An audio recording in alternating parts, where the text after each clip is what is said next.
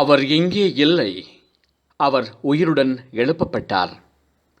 கிறிஸ்து ஆண்டவரில் அன்புமிக்க சகோதர சகோதரிகளே, இயேசுவின் உயிர்ப்பிலே புது வாழ்வு பெற நாம் அழைக்கப்படுகிறோம். கிறிஸ்துவினுடைய உயிர்ப்பு நாள் வானம் பூமிக்கு வாழ்த்து கூறிய ஒரு நன்னாள். ஒளியிடம் இருள் தோற்றுப்போனதை உலகத்திற்கு எடுத்துச் சொல்லுகிற பெருநாள். வீழ்ந்தோருக்கும் வறியோருக்கும் உதயம் உண்டு எனும் நம்பிக்கையை நிலைநாட்டுகின்ற திருநாள்.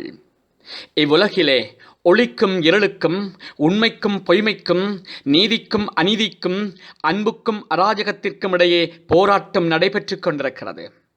இப்பெரும் போராட்டத்திலே ஒளியின் சக்திகளும், உண்மையின் சக்திகளும், நீதியின் சக்திகளும், அன்பின் சக்திகளும் வெற்றி பெறும் என்பதை உணர்த்தும் விழாதான் இயேசுவின் உயிர்ப்பு விழா.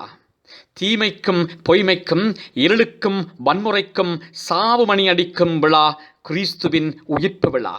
உண்மை உறங்கும், ஆனால் ஓயாது. நீதி நசுக்கப்படும், ஆனால் நலியாது. அன்பு அமுக்கப்படும், ஆனால் அழியாது என்பதை சுட்டிக்காட்டுகிற விழா கிறிஸ்துவினுடைய உயிர்ப்பு விழா.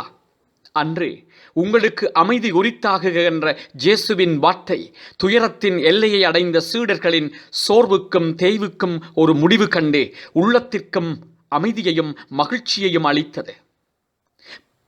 பல்வேறுபட்ட இன்னல்களும் துன்பங்களும் அவல நிலைகளும் இயற்கையின் சீற்றமும் அதனால் ஏற்பட்ட சேதமும் கூட்டக் கொலைகளும் கொடுமைகளும் தாண்டவமாடும் இந்நாட்களிலே கிறிஸ்துவின் உயிர்ப்பு எமக்கு அன்பு, அமைதி, நீதியாகிய நற்பண்புகளை அள்ளித்தரும் உயிருள்ள வார்த்தைகளை அளித்திட வேண்டும் என்பதே எங்களது ஆவலாக உள்ளது. என்று நாடு, சமூகம், மொழி, இனம், குலம் யாவும் மனிதனை மனிதனின்று பிரிக்கும் பின்னிப்பின் சின்னங்களாக காட்சி தருகிறன.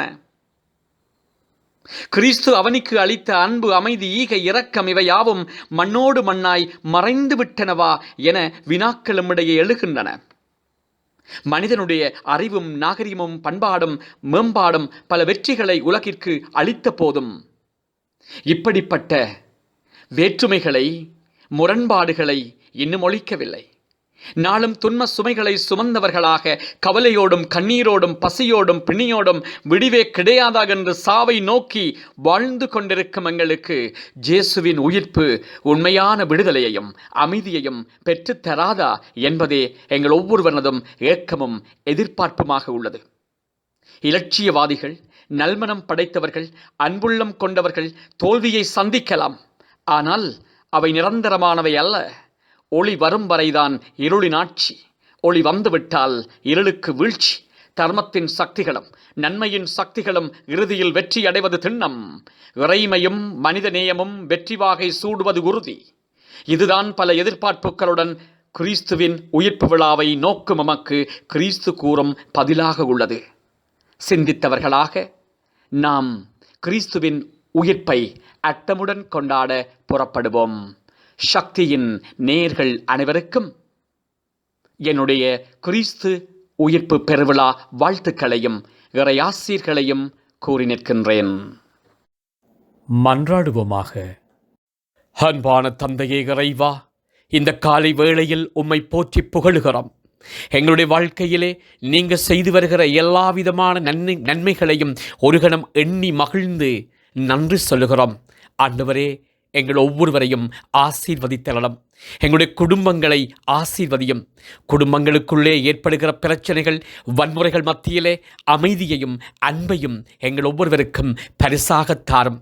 எங்களை சூழ எத்தனையோ தீமைகளும் நோய்களும் இயற்கை அனர்த்தங்களும் நடைபெற்று கொண்டிருக்கின்றன. இவற்றில் இருந்து எங்களுக்கு விடுதலை தாரும். வாழ்வின் பாதையை நோக்கி எங்கள் ஒவ்வொருவரையும் கரம் பற்றி வழிநடத்தும்.